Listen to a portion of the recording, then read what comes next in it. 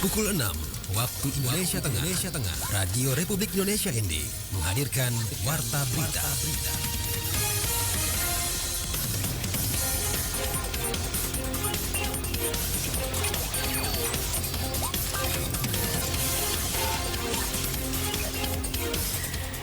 Saudara selamat pagi, Anda mendengarkan Warta Berita Daerah RRI ND edisi Selasa 10 Juni 2025. Sari berita, Rutan Bajawa rutin gelar razia blok hunian warga binaan. Putra Nagekeo Football Akademi juarai Liga Anak Indonesia U12 Regional NTT. Inilah berita selengkapnya bersama saya, Antonia Nona.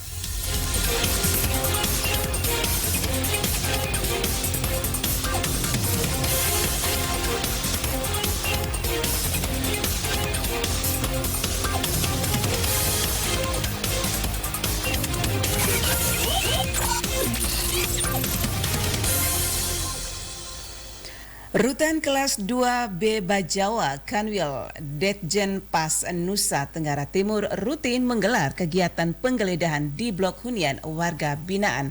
Laporan Suimam.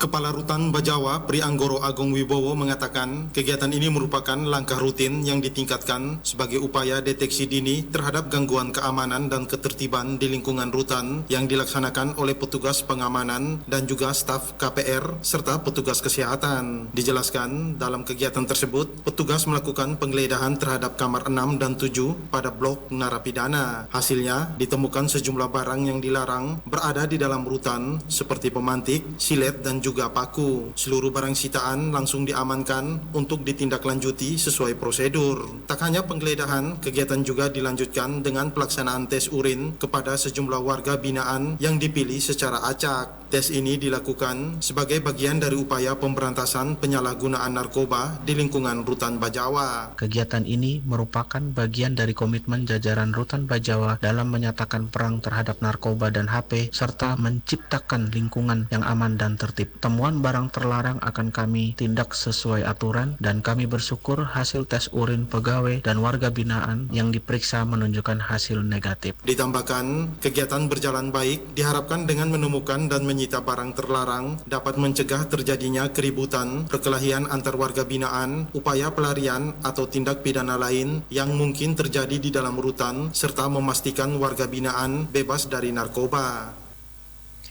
PT Batara bersama Badan Riset dan Inovasi Nasional BRIN serta PT Radian Interinsko Utama TBK mendorong Pulau Lembata menjadi pusat riset iklim berbasis komunitas. Laporan Lady Badin.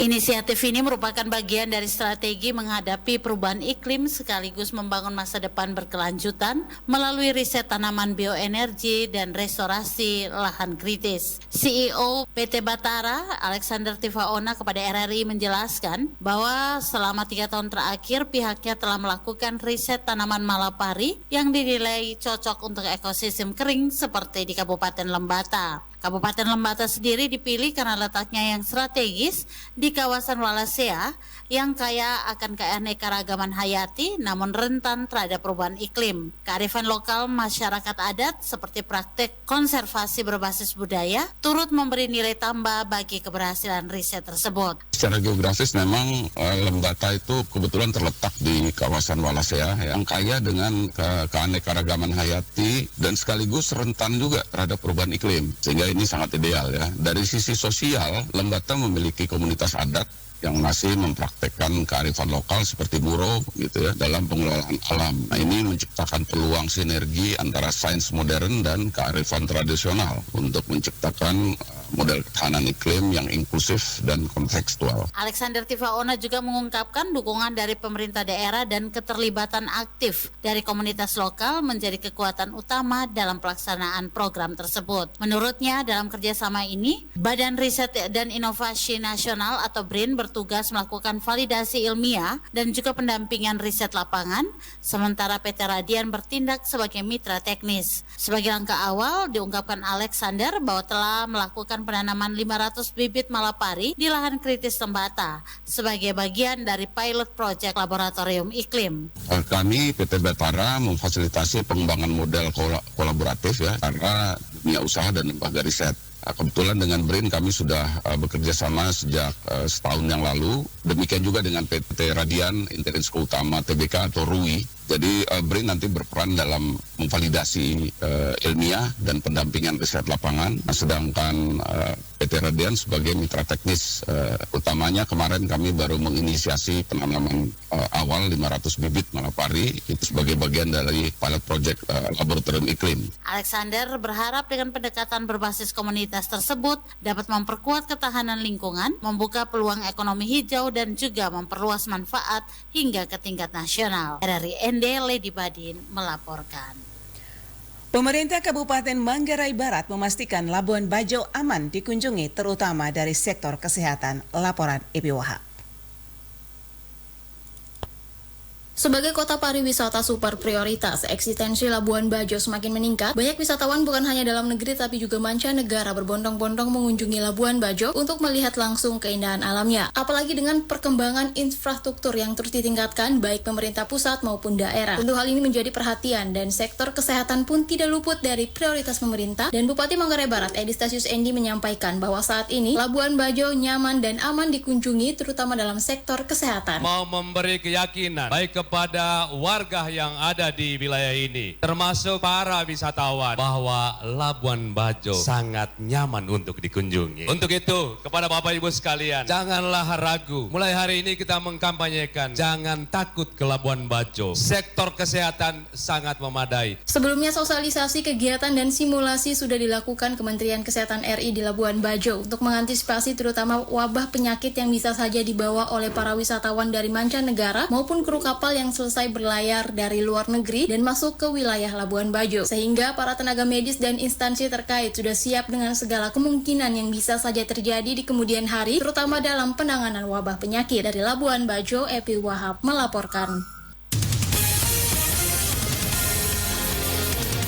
Anda sedang mendengarkan Warta Berita RRI ND.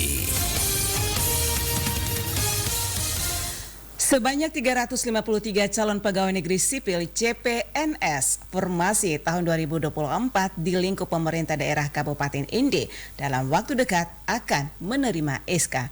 Laporan Rofinus Bula. Dalam waktu dekat, pemerintah daerah Kabupaten Ende akan menyerahkan SK TMT kepada 353 calon pegawai negeri sipil formasi 2024. Saat ini SK sedang dilakukan finalisasi dan jika tidak ada halangan, dalam waktu dekat dilakukan penyerahan SK. Hal tersebut disampaikan Kepala BKP SDM Kabupaten Ende Franciscus Versailes kepada RRI pada Selasa 3 Juni 2025 di pelataran Gedung Graha Ristela di Ende. Ia menjelaskan setelah menerima SK sebanyak 353 CPNS tersebut akan menjalani orientasi selama 2 atau 3 minggu. Di masa orientasi mereka akan diturunkan ke lapangan untuk menagih pajak atau retribusi dan juga membantu DLHD dalam rangka menjaga kebersihan kota. Dalam waktu dekat 1 hari ke depan, kalau sudah ada waktu, pimpinan sudah ada waktu untuk kita serahkan. Kita serahkan dalam waktu dekat. SK-nya, TMT-nya, kita serahkan. Setelah penyerahan SK TMT itu mereka kita orientasi dulu. Orientasi kita koordinasi dengan 1-2 dinas yang terkait dengan pendapatan daerah itu Bapenda untuk orientasi 2-3 minggu mungkin. Terus juga sebagian juga mungkin DLHD dibutuh waktu-waktu untuk kebersihan lingkungan. Menurutnya, dengan ditempatkan para CPNS di Bapenda diharapkan bisa mempercepat peningkatan pendapatan pajak dan retribusi. Karena dengan kehadiran CPNS setidaknya bisa membantu para petugas yang selama ini melakukan penagihan retribusi atau pajak. Francisco mengatakan bahwa CPNS tersebut memang sengaja diturunkan ke lapangan untuk melihat kemampuan dan kemauan kerja dari masing-masing pribadi karena bagaimanapun sebagai CPNS atau saat menjadi PNS harus siap ditempatkan di di mana saja. Pelaksanaan orientasi itu adalah bagian atau proses yang wajib diikuti oleh masing-masing CPNS. Jika tidak mengikuti orientasi, maka risiko menjadi tanggung jawab sendiri. Sementara informasi berkaitan dengan tenaga P3K gelombang kedua yang beberapa waktu lalu mengikuti ujian, hingga kini pihaknya belum menerima hasil dari BKN Pusat. RRI Endervinus Fula melaporkan.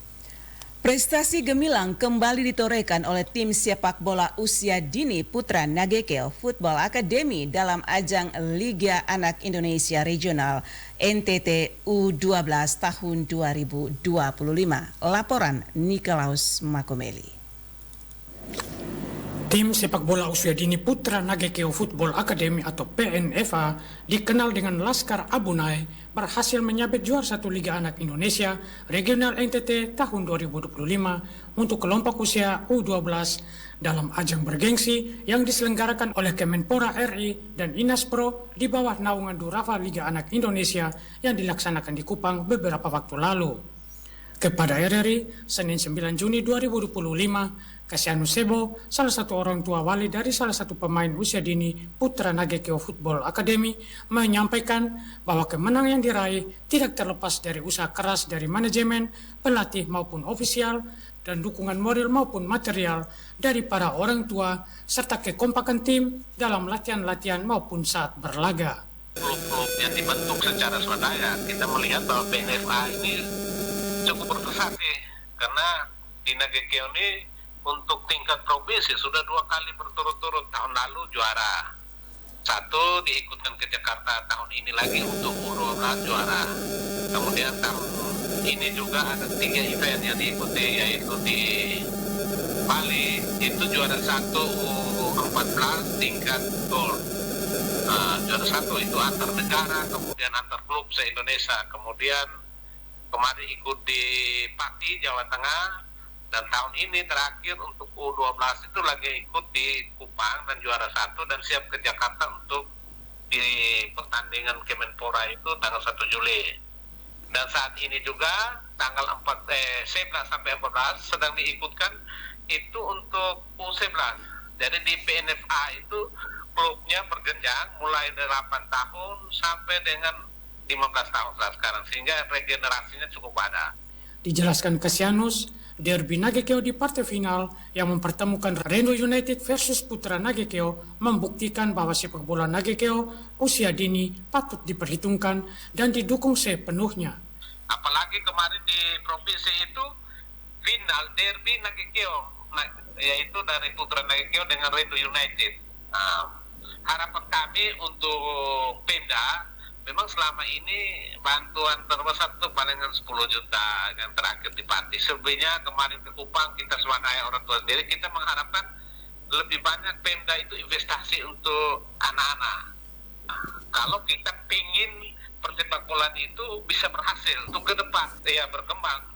Kenapa? Karena dengan sendirinya anak-anak ini terlatih dengan 3 tahun dengan swadaya ini, kita lihat prestasi cukup gemilang dan Putra Nagekeo cukup terkenal di tingkat nasional, khususnya di usia dini. Dirinya mengharapkan dukungan dari pemerintah Kabupaten Nagekeo, DPRD Kabupaten Nagekeo, Askap PSSI Kabupaten Nagekeo, BUMN, swasta serta seluruh unsur masyarakat Nagekeo dalam mengembangkan talenta sepak bola anak usia dini Nagekeo ke depan. Menurutnya, raihan juara 1 di tingkat regional NTT membuktikan kepada publik bahwa anak-anak dari Kabupaten Nagekeo memiliki potensi yang harus didukung dan dikembangkan. Adapun tim sepak bola usia dini putra Nagekeo Football Academy atau PNFA akan mengikuti kompetisi tingkat nasional pada 1 Juli 2025 mendatang. RRI Ende Nikolaus Makumeli melaporkan. Saudara, sekian Warta Berita Daerah RRI ND edisi Selasa 10 Juni 2025. Saya Antonia Nona mengucapkan terima kasih. Selamat pagi.